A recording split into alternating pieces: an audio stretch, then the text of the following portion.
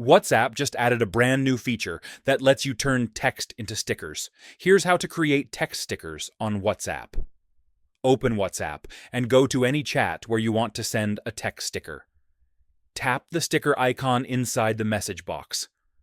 Now tap the search icon at the top of the sticker panel.